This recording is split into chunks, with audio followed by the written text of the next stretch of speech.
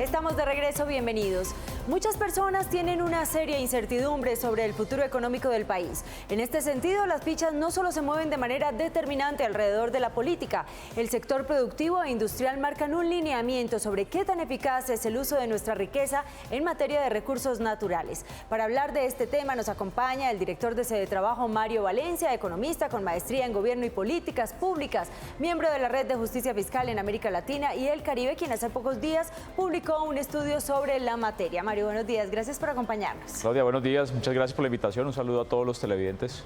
Hay un ambiente de incertidumbre en el país, sobre todo por los escándalos de corrupción, de Reficaro, de Odebrecht, con Magdalena, todo lo que ha sucedido.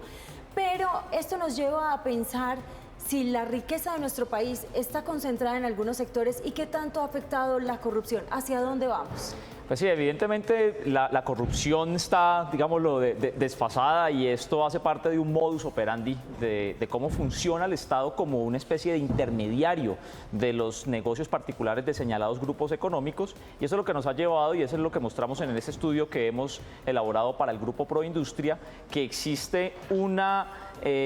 disminución de la capacidad de producción del país, de la capacidad de ofrecerle al país los bienes y los servicios que necesitamos todos los ciudadanos de manera cotidiana, y esa producción en cambio se ha reemplazado por mayores importaciones de productos, obviamente productos extranjeros, y esto las consecuencias que tiene es que cuando nosotros producimos, cuando nosotros compramos en el extranjero lo que necesitamos en Colombia, pues evidentemente esos son empleos que se generan en otro país, riqueza que se genera en otro país, y por eso tenemos las consecuencias económicas de Colombia en estos momentos. Pero podríamos decir que somos autosostenibles con nuestros recursos naturales, porque veíamos el caso de lo que sucedió en Cajamarca, donde el 97% de la población que tuvo la opción para votar le dijo no a la explotación minera. Esto es lo que ha venido ocurriendo en los últimos años, y es que el país, insisto, pues dejó de producir lo que necesitaba, y para poder comprar esas cosas, porque las seguimos necesitando, los alimentos, el vestuario, el transporte,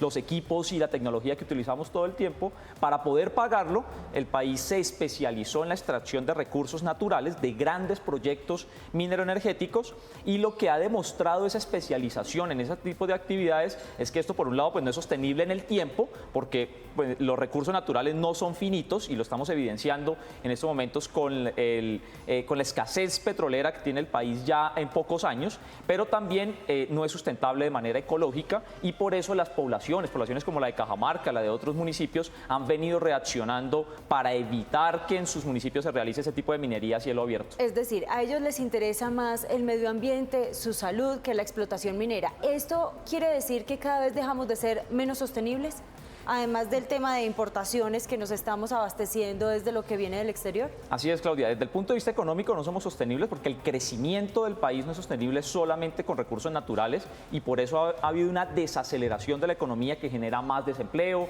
que genera que la gente tenga más necesidades y no pueda satisfacer esas necesidades. Desde el punto de vista ecológico también es poco sustentable seguir insistiendo en un modelo de desarrollo económico basado en la extracción solamente de recursos naturales, pero también desde el punto de vista económico lo que estamos evidenciando es que los años de mayores precios de los recursos naturales no lograron desarrollar económica ni socialmente al país, y es claramente evidenciable en hechos como por ejemplo La Guajira,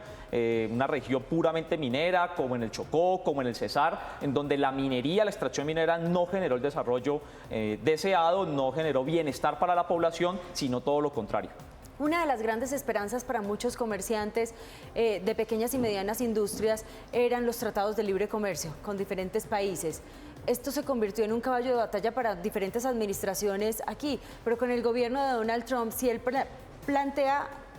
volver a estudiar con cada país estos tratados de libre comercio, ¿Colombia debería echar un paso atrás? ¿Nos ha beneficiado o no? Nosotros deberíamos en Colombia estar discutiendo seriamente en el Congreso de la República, en la academia, en los diferentes estamentos, la renegociación de los tratados de libre comercio, pero no por las mismas razones que lo ha propuesto el presidente de los Estados Unidos, Donald Trump, porque él ellos obviamente... pueden autoabastecerse. Exacto, ellos lo que están es buscando un mayor beneficio para la economía estadounidense, para las empresas estadounidenses, incluso para los trabajadores estadounidenses, pero nosotros lo que hemos visto en los últimos años, en los 5 años que lleva el Tratado de Libre Comercio con Estados Unidos es unas pérdidas monumentales. Hemos perdido alrededor de 30 millones de pesos en comercio solamente con ese país, y eso tiene que ver con el hecho de que no somos capaces de venderles más cosas, porque pues lo mostramos en el estudio que hemos hecho para el Grupo Proindustria, no estamos produciendo más mercancías ni más bienes para exportar. Pero además nos estamos inundando de mercancías estadounidenses y por eso ese déficit, y de China y de todos los países con los que hemos firmado tratados de libre comercio que no le han servido al país, pero que además están generando algo supremamente lesivo para la economía nacional, Claudia, y usted lo sabe, y es que muchas empresas, Gran Colombia Gold, Toby Mining, ahora Electricaribe, Unión Fenosa, la de España, han decidido por cuenta de esos tratados de libre comercio demandar al Estado colombiano porque el Estado no les cumplió las expectativas de negocios que tenían esas empresas, y nos estamos viendo abocados a una serie de demandas a nivel internacional muy costosas. Estamos hablando del nivel macro. Bajémonos un poquito de nivel, hablemos de esa economía informal que está inundando, invadiendo el país. Hablemos de hacia dónde va nuestra economía cuando cada vez las empresas están ofreciendo por prestación de servicios la contratación a sus empleados, es decir, es de cierta manera informal donde cada uno tiene que velar por su seguridad social, pero muchos jóvenes tampoco cuando están egresados hacen ya aportes a su seguridad social y cada día cada uno busca es cómo subsistir de diferentes maneras. Así es, Claudia, y lo que revelan las cifras del DANE es que alrededor de la mitad de los ocupados en Colombia, todas las personas que tienen alguna ocupación, están en la informalidad, que es solamente una forma elegante de decir que están en el rebusque. Son las personas que se paran con un puesto de frutas, con un puesto de dulces, se suben a los buses o en los semáforos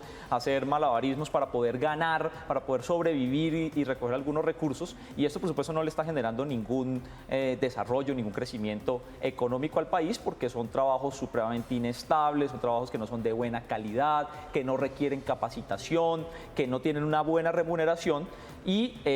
lo que debería estar haciendo el país en materia de crecimiento económico que pueda beneficiar a todos los ciudadanos es generando empleos estables, empleos de calidad, que se generan fundamentalmente en las actividades productivas, es decir, en la agricultura y en la industria, que son justamente los sectores que hemos abandonado por una especie de decisión política de decir no vamos a producir nada, con el petróleo y con el carbón tenemos para sobrevivir, y los hechos demuestran lo contrario. Finalmente, ¿cómo estamos en comparación con países de América Latina?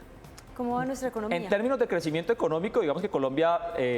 lo que saca pecho el gobierno es que en términos de crecimiento económico no estamos tan mal, porque hay países que les está yendo peor que a Colombia en materia de crecimiento económico, pero en términos de estabilidad de ese crecimiento, Colombia sí es uno de los países que hacia futuro menos posibilidades tiene de crecer si no desarrolla su aparato productivo. Somos además una de las economías más desiguales de América Latina. Eso significa que la poca riqueza que generamos en Colombia está supremamente concentrada en muy pocas manos, en muy pocos grupos económicos, y eso también es una talanquera, es un freno al desarrollo económico del país. Y afecta la inversión extranjera también. Y afecta la inversión.